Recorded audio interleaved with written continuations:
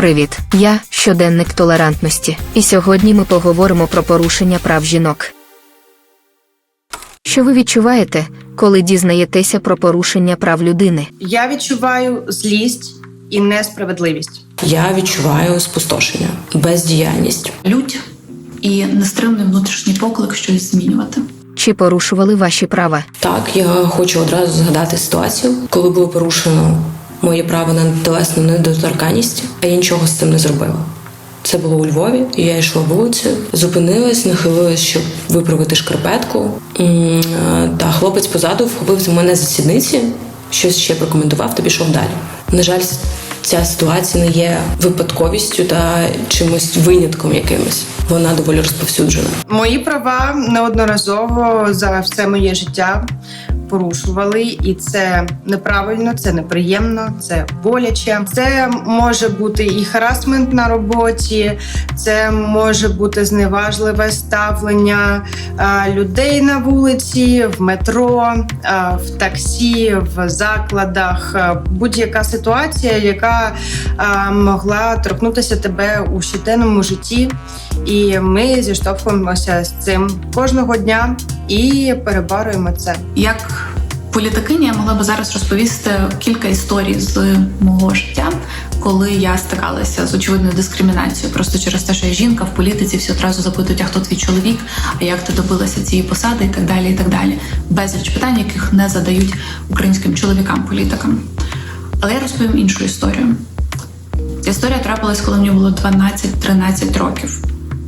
Ми з братом поверталися з магазину, зайшли в ліфт, за нами забіг якийсь молодий чоловік. Коли брат вийшов на нашому поверсі, цей молодий чоловік затягнув мене назад в ліфт, одягнув на голову пакет і намагався мене задушити. Ця історія дуже страшна. Я зараз можу говорити про неї без тремтіння рук. Але я після цього декілька років боялась заходити в ліфт сама, без тата чи мами. І таких історій є дуже багато.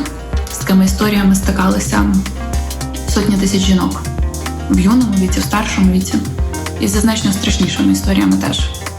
І, на жаль, я тут теж не є винятком. Чи порушували ви чиїсь права? Так, я під час приватних розмов могла порушувати права іншої людини. Не впевнена, що я колись порушувала чиїсь права. Можливо, так, але це було, скоріш за все, несвідомо і спеціально. Я ніколи не намагаюся порушити права інших людей, намагаюся триматися їх осторонь, подалі, щоб нікому не завдати шкоди або неприємних відчуттів. Я щиро хочу вірити, що ні. Я дуже чутлива до концепції прав людини і дуже намагаюся слідкувати за тим, аби чиїсь права не порушувати. Мій син, скорше за все, скаже, що таке трапляється. Коли у нього сольфеджіо, музика і програмування в суботу, це десь на межі, мабуть. Але я думаю, що я безпосередньо не вдавалася до прямого порушення прав людини. З чим у вас асоціюється слово «жінка»? З моєю мамою, з силою, з підтримкою. Люблю жінок. З чимось таким приємним дуже. Є один підручник, за яким досі вчаться студенти в українських педагогічних університетах, де майбутнім вчителям кажуть про те, що дівчатка дуже монозадачні. Вони одночасно можуть займатися тільки одним завданням. А хлопчики багатозадачні. Вони можуть вирішувати багато завдань водночас. Вони, так, багато на чому фокусуються. Це, звичайно, абсолютно маячня, але, мабуть, що жінка – це хто завгодно, так само, як і чоловік. Немає якогось єдиного визначення, і бути жінкою, так само, як бути чоловіком, це питання того, як ти це відчуваєш і як ти хочеш проживати цей свій життєвий досвід. Жінка – це про силу, незалежність і самостійність, але водночас про постійну боротьбу, аби тебе сприймали на рівних. Що, на вашу думку, означає бути жінкою у сучасному світі? Бути жінкою в сучасному світі – це мати такі самі обов'язки, як і у чоловіків, але щоденно стикатися з такими явищами, як булінг, зверхнє ставлення, харасмент і небезпека. Для мене Бути жінкою – це, в принципі, те саме, що бути людиною. Немає єдиного правильного визначення. А єдине, що, мабуть, відрізняє чоловіків і жінок, це те, що жінкам значно частіше в сучасному світі доводиться боротись за своє право бути такими, якими їм хочеться. На жаль, все ще в сучасному світі бути жінкою – це отримувати на 18% менше середню заробітну платню, ніж чоловік. Це відкрита статистика в Україні. Це все ще отримувати хейт, непорозуміння та засудження з боку суспільства та навіть близького кола, якщо, наприклад, в декрет виходить твій партнер, чоловік, а не ти, жінка. Це все ще бачите в тіктоці від публічних чоловіків поради, як має виглядати жінка для того, щоб йому сподобатись. Навіть не йому особисто, так? А суспільству, чоловічому, патріархальному світу. Це все ще чути такі вирази, що за будь-яким успішним чоловіком має стояти жінка. Що чоловік – це голова, а жінка – це шия. Бути жінкою в сучасному світі цікаво, але важко. Тому ми маємо підтримувати одна одну. Чи були коли-небудь у вас думки, що іншій статі живеться легше? У зв'язку з чим вони виникали? Ні. Мені подобається бути жінкою. І, відверто кажучи, на чоловіках теж тягар суспільства у вигляді того, що вони мають бути опорою, що вони мають більше заробляти. Тому ні. 2 жовтня 2012 року. День народження мого сина. Я дуже багато в цей день і день перед тим думала про те, що інші статі значно легше.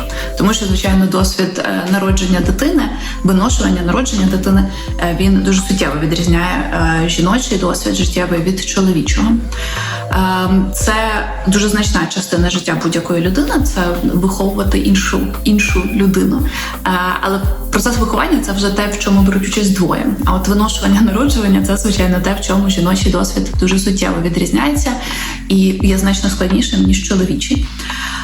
В питаннях соціальної взаємодії, звичайно, що всі жінки в Україні стикалися з ситуаціями, де до чоловіків ставляться інакше, ніж до жінок, припускаючи, що вони мають більше право висловлюватись, частіше говорити, що вони апріорі мають вищу посаду, так далі, так далі. Незалежно від статусу цих різних людей. На тебе дивляться і думають, ти ж дівчинка, ти ж ще й молода, якщо це когось стосується. Коли тебе призначають першою заступницею міністра в 29, то на відміну від чоловіків, колег такого ж віку, призначені на аналогічні посади, тебе починають запитувати, а як так вийшло? А хто там чоловік? А може це роман з міністром? І, звичайно, що з цим доводиться стикатись, і з цим доводиться боротись. Плюс зважте на те, що більшість жінок в Україні стикаються з фізичними домаганнями того чи іншого роду. І це, звичайно, теж щось, що дуже відрізняє жіночий досвід від чоловічого. В переважній більшості. Давайте не казати, що це 100%. Чоловіки так само стикаються з певними проблемами, які нав'язує їм суспільство, і це може викликати неможливістю ділитися своїми емоціями, неможливістю ділитися своєю вразливою часткою, що зачасту породжує агресію, і ця агресія вже може ставити небезпеку для оточуючих і для жінок. Чи є у вашому житті жінка, яка вас надихає? Чому ви нею захоплюєтесь? Із-за того, що я кар'єристка, то я дивлюся завжди на жінок, які добилися певного успіху у своїй роботі. Це артистки, культурні діячки, волонтерки. Мене надихають зараз українські військові, які так само, як і чоловіки, боронять наші кордони від країни-агресора. І в мене немає якогось певного одного образу цієї жінки, до якої я стрімлюся. Це збірка з різних жінок, які зробили в своєму житті щось вагоме. Мене надихають мої подруги. Це 100%. Мене надихають реальні люди, яких я знаю особисто. Ніколи не робила собі для себе кумірів, яких я не знаю. Мені важливо бачити, як людина вирішує те чи інше питання саме в реальному житті. Тому що розповісти казки в інтернетах – це не дуже складно. або жонглювати дітьми, паралельно роботою, та ще встигати підтримати подругу, як моя подруга Альона Будкова, наприклад. Це мене надихає. Чи там як Марінка Петрова, купа хобі просто в жінки. Мене це захоплює, обожнюю. Мені дуже пощастило, бо я знаю безліч жінок, які викликають шалене захоплення в мене. Давайте я розповім вам про одну з них. Її звати Іра Цибух. Декілька років тому вона була студенткою на моєму курсі. І я її дуже добре запам'ятала.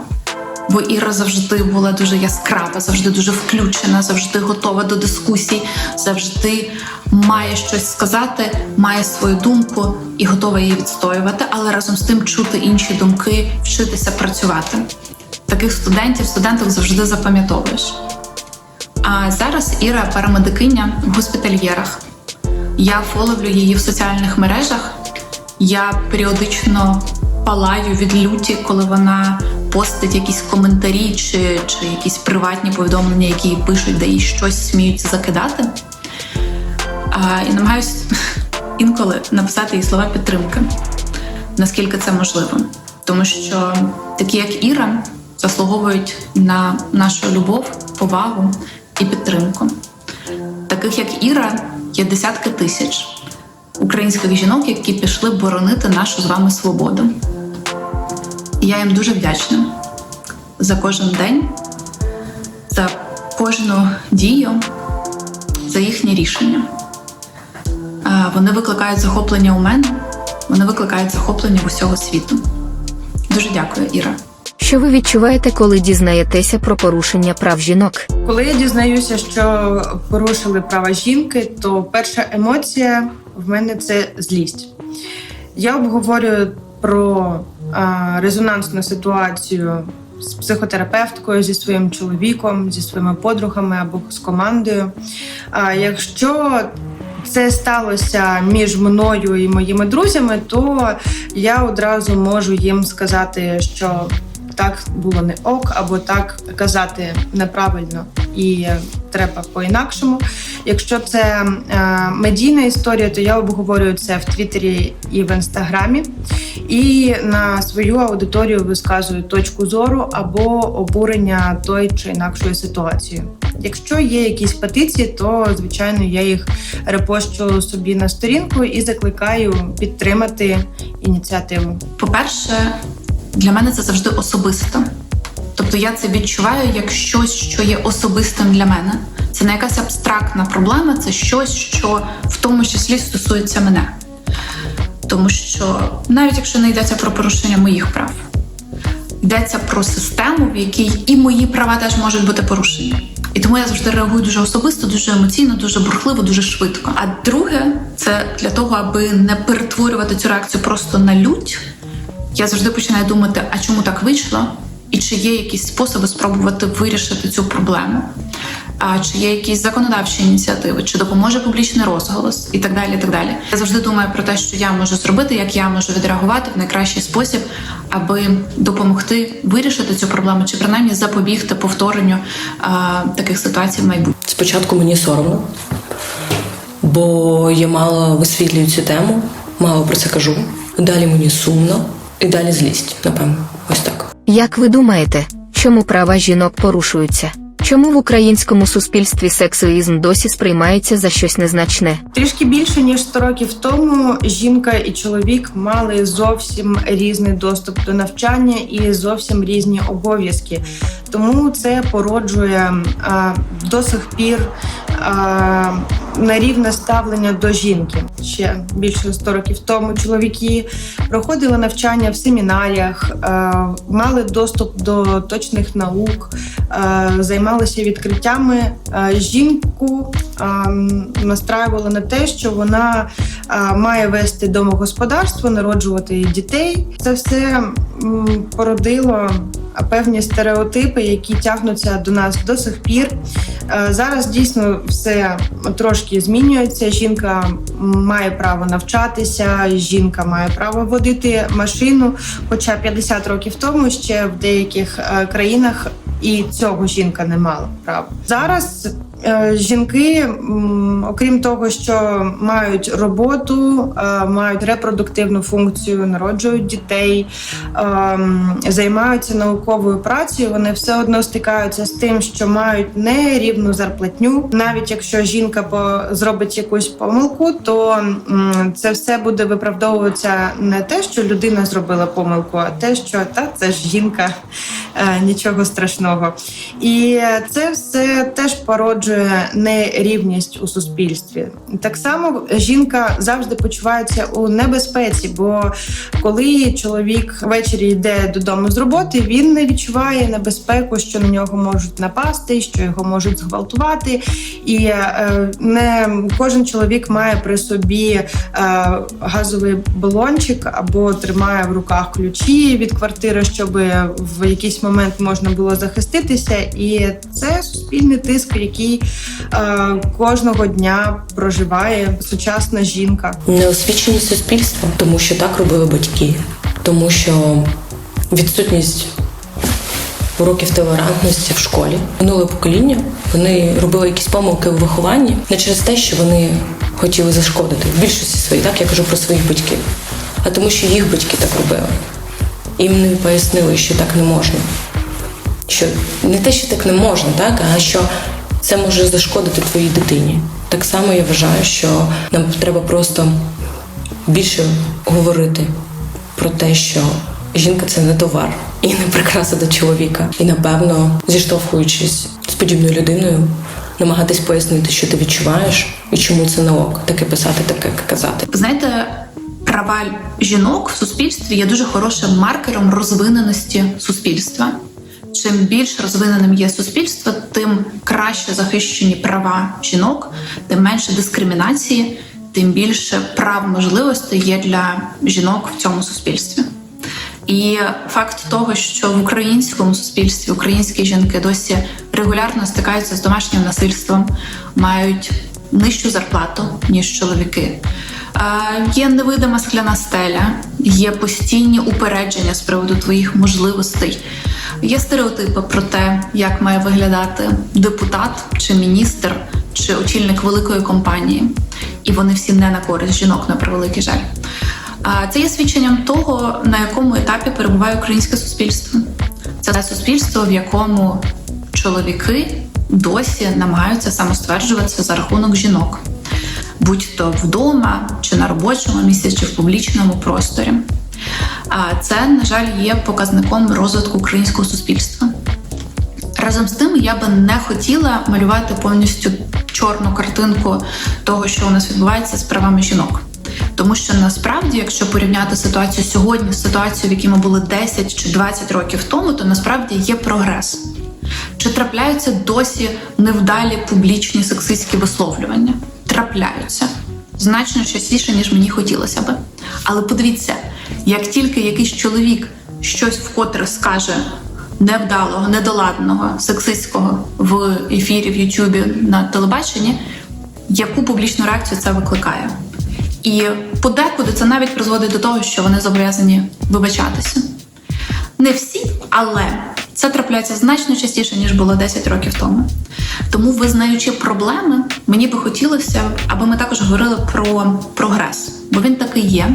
І цей прогрес є результатом зусиль тисяч жінок, які роками щоденно борються за рівні права для жінок і чоловіків в суспільстві. Не визнавати цей прогрес – це в тому числі підважувати роботу десятків тисяч жінок і чоловіків, які борються і продовжуватимуть боротися за гендерну рівність в українському суспільстві. Давайте цього не робити, давайте визнавати проблеми, але також визнавати прогрес, який теж має місце. Чого б ви хотіли для жінок? Я би хотіла рівності. Я би хотіла безпеки. Я би хотіла, щоб коли жінку беруть на роботу, то її оцінювали не по зовнішнім факторам, а по її професійним якостям. Я би хотіла, щоб жінка сама вирішувала, як їй будувати своє життя. Чи будувати їй кар'єру, чи створювати їй сім'ю, чи поєднувати і сім'ю, і роботу одночасно, і щоб жінки не стикалися з суспільним осудом. Щоб слово фемінізм не асоціювалось з голими цицьками, щоб жінку не оцінювали як товар, щоб ми підтримували одна одну. Тема підтримки жінок жінками дуже важлива зараз і на часі. Я це почала зі своєї студії в Варшаві, коли ми почали підтримувати виключно жінок-підприємець. Бажаю нам підтримки одна одній і менше мізогінії. Я би хотіла, щоб жінкам ніхто не вказував, чого їм хотіти, в тому числі я. Які слова підтримки ви б сказали кожній жінці, що зіштовхнулася з порушенням своїх прав? Чесно, я не вірю в слова підтримки, я вірю в дії. Ти не маєш копатися у собі. Ситуація, яка з тобою сталася, вона є несправедливою. Ти маєш боротися за свої права, і в тебе обов'язково все вийде. Я поруч. Я думаю, що це найголовніше, що має почути кожна жінка, коли стикається з порушенням її прав. Що вона не одна, що є ті, хто їй співпереживають, що є ті, хто її розуміють, що є ті, хто готові боротися за те, аби вона не стикалася з тими порушеннями, з якими вона зіткнулася сьогодні. Я поруч як народна депутатка. Я буду далі працювати над тим, аби в законодавчому полі утверджувати права жінок. Я поруч як жінка, яка розуміє, що жінкам тяжко, що світ несправедливий. Дуже важливо, щоб кожна жінка, яка стикається з порушенням її прав, пам'ятала, що проблема не в ній. Їй не треба намагатися виправити себе і відповідати чиїмось очікуванням. Проблема не в жінці, яка зазнала порушень. Проблема в суспільстві, проблема в тому чи в тій, хто порушує права жінок, але не в тій, хто стає жертвою цих порушень. Тому пам'ятайте, що це не ваша проблема. Проблема не в вас. Не намагайтеся вирішити цю проблему, змінивши себе. Давайте намагатися вирішувати цю проблему, змінивши суспільство. Чи можете, чи готові зробити щось, щоб порушень прав жінок стало менше? Моя боротьба заключається у медійному прояві. Я говорю зі своїми слухачами, слухачками, глядачами і глядачками онлайн. Я розповідаю кожного дня про те, з чим я стикаюся, чи це ментальні проблеми, чи це робочі питання, як я їх вирішую, що я можу зробити. Якщо коїться те, з чим я не згодна, я висловлюю свою думку і сподіваюся, що мої глядачі, слухачі і слухачки можуть зробити висновки, дивлячись на мій лайфстайл, дивлячись на те, про що я думаю, як я думаю, і, можливо, колись їм це допоможе зробити свої висновки і, маючи якусь проблематику, вони зможуть її вирішити, спираючись на мій досвід. Я буду продовжувати працювати над проблемою порушення прав жінок як народна депутатка. Це була з мого боку і адвокація Стамбульської конвенції, і ряд інших законодавчих ініціатив, над якими я продовжую працювати в парламенті, попри те, що колеги в парламенті дуже часто мені кажуть чарівну фразу про «не на часі». Мовляв, у нас є важливіші речі, а давайте до цих питань повернемось. Я не буду зупинятися і буду далі нагадувати про важливість регулювання цих питань на законодавчому рівні. Але також я буду продовжувати реагувати на це публічно. Я буду писати про найганебніші приклади сексистських висловлювань, порушень прав жінок. Тому що публічність дає результат. Публічність допомагає, нехай не жертві конкретного випадку, але допомагає вирішувати проблеми на системному рівні. Не так, як нам хотілося б, не так швидко, але це працює, і я зі свого боку буду продовжувати це робити. Ну і ще одна роль, яка у мене є – роль мами. І це дуже важливо для мене. І як мама я теж виховую свого сина в повазі до ідеї рівності, до ідеї того, що у кожного мають бути однакові права і можливості. Я намагаюсь пояснювати йому, що історично так сталося, що у дівчаток дуже часто було менше прав, ніж у хлопчиків. Пояснюю, чому це неправильно. І дуже сподіваюся, що те саме будуть робити інші мами і тати для своїх діток, для того, аби в майбутньому поколінні було краще розуміння того, чому у всіх в суспільстві мають бути однакові права та можливості. Звісно, готова. Це дуже гарний привід замислитись для мене, бо слова – це супер, але потрібні дії. Станом зараз в привітах 75% команди – це жінки. В Кацуріна це навіть 90%. Але дуже дякую за запитання. Мені треба подумати. Якби у вас була сила вирішити повністю лише одну з проблем порушення прав людини, що б це було? Я хочу почати з себе та своєї родини. У мене 2 дітей. Я хочу, щоб я та мої діти знали свої права і знали, що робити, коли їх порушують. Поважали свої права та права інших людей, поважали свої кордони та кордони інших людей. Моя мрія, щоб ЛГБТК плюс ком'юніті в Україні почувало себе захищено та вільно. Я вважаю, що кожен має право на кохання в незалежності від статі. Зараз саме головне право, яке порушується в українців, це право на спокійне життя. І як би це банально, напевно, не звучало, але це дійсно болюча тема, і я би просто вирішила питання спокійного життя і права на життя і вільного пересування по цієї планеті людини. На це питання дуже тяжко відповісти з 2 причин. По-перше, я як політикиня знаю, що ніколи не буває чарівної палички, якою можна взяти і вирішити повністю проблему. Треба бути дуже свідомими цього і не очікувати цього. Вирішення проблем завжди складні і комплексні. Друге, пріоритизувати, який тип порушення прав людини завдає більшого болю, дуже неправильно, неетично. І мені, звичайно, не хочеться цього робити. Але якщо уявити гіпотетичну ситуацію, що така чарівна паличка знайшлася, то я думаю, що я би сказала домашнє насильство.